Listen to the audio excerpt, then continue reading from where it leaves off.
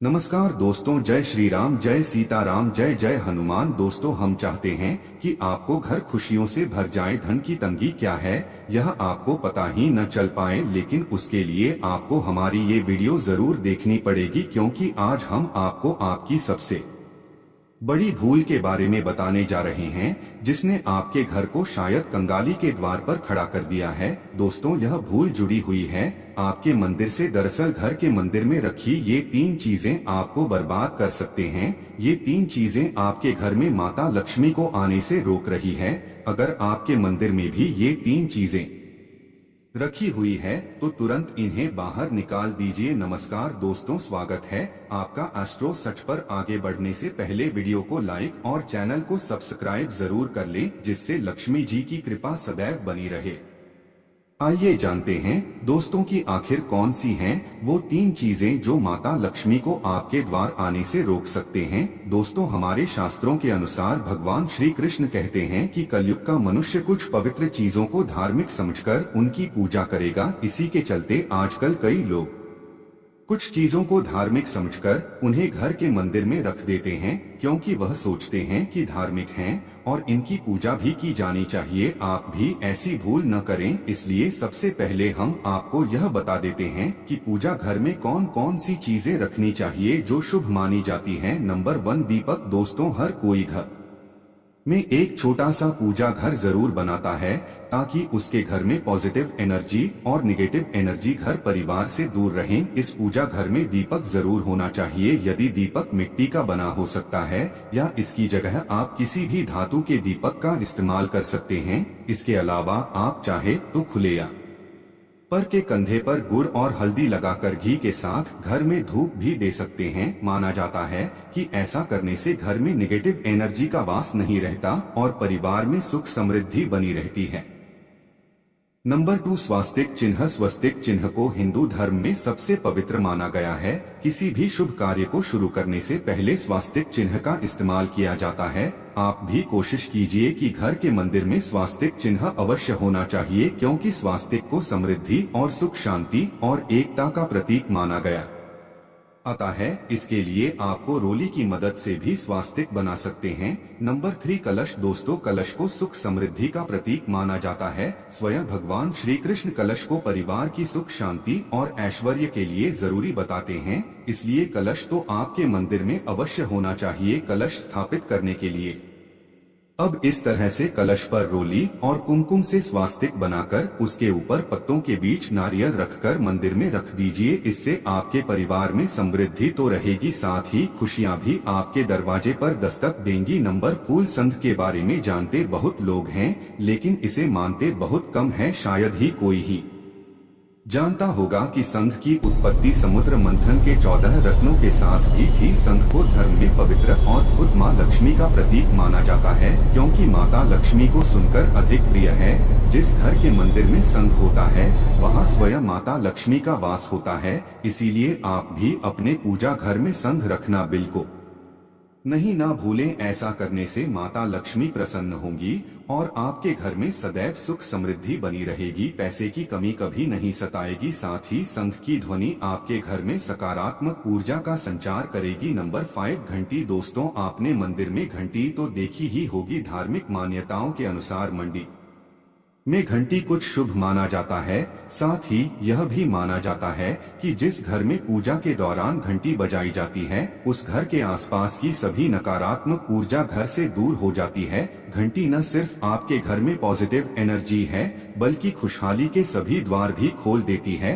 घंटी बजाने से परिवार में एकता भी नहीं रहती है, इसीलिए पूजा के दौरान घंटी अवश्य बजानी चाहिए और साथ ही आपकी पूजा घर में घंटी होना भी आवश्यक है। तो दोस्तों, ये तो वो चीजें थीं जो आपकी पूजा घर में होनी ही चाहिए। चलिए अब देखते हैं गुरुजी द्वारा बताई गई उन चीजों को जो आपकी पूजा घर में कभी भी नहीं होनी चाहिए। अगर वीडियो पसंद आ रहा हो तो वीडियो को लाइक भी जरूर कीजिएगा। नंबर 1, विषम संख्या में गणेश जी की मूर्ति। अक्सर देखा गया है कि लोग गणेश की मूर्तियां विषम संख्या में अपने मंदिर में रखते हैं, लेकिन अगर आप चाहते हैं कि समृद्धि आपके घर से कभी न जाए तो ऐसा कभी मत कीजिए, क्योंकि विषम संख्या में पूजा घर में गणेश जी की मूर्ति रखना अशुभ माना जाता है।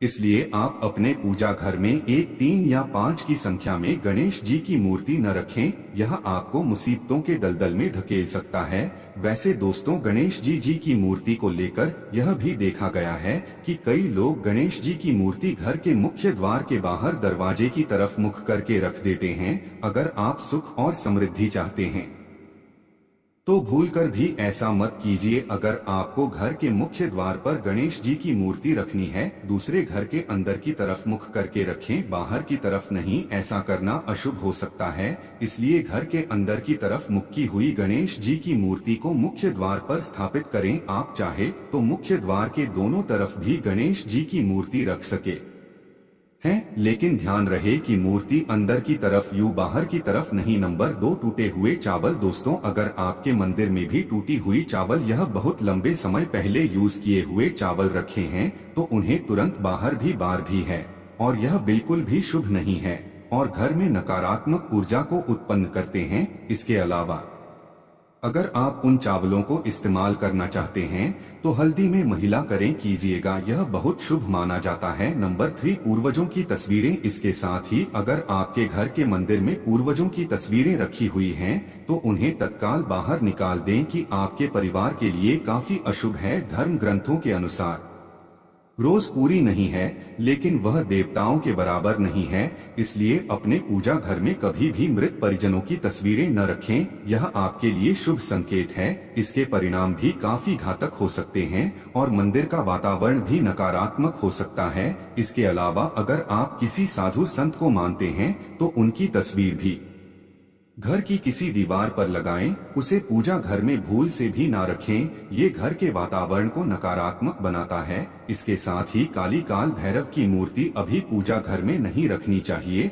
और हाँ दोस्तों, ध्यान रहे कि माता लक्ष्मी के खड़े स्वरूप की पूजा मत कीजिएगा, क्योंकि माता लक्ष्मी हमेशा बैठी हुई मुद्रा में होती है, इसलिए उनके बैठी यह स्वरूप को ही पूजना सही है। चलिए दोस्तों, अब हम आपको बताते हैं उन अति महत्वपूर्ण चीजों के बारे में जो आपकी पूजा घर में होनी ही चाहिए। धर्म ग्रंथों में इन चीजों को अत्यधिक पवित्र और कुछ हाल ही के साथ साथ समृद्धि का प्रतीक माना गया है। ये चीजें आपको खुशी की चौखट पर खड़ा करती है, इसलिए आपकी मंदिर में होनी ही चाहिए। गंगा जल। गंगा जल की पवित्रता के बारे में तो आप जानते ही होंगे। माँ गंगा जो हर किसी के पाप को धुल देती है, लोगों को शांति देती है। अगर आप भी अपने जीवन में सुख और शांति कायम रखना चाहते हैं तो घर के मंदिर में गंगा जल होना ही चाहिए। इसके लिए आप एक तांबे के पात्र में गंगा जल को भरकर रख सकते हैं। यह आपके परिवार में सुख शांति के प्रतीक है, जो घर की पवित्रता को भी बनाए रखता है। इसलिए कभी भी प्लास्टिक की बोतल, यह अपवित्र बर्तन जैसे स्टील या लोहे के बर्तनों में गंगा जल नहीं रखना चाहिए, यह अशुभ होता है। इसके अलावा दोस्तों, केतकी का फूल कभी भी शिवलिंग पर नहीं चढ़ाना चाहिए।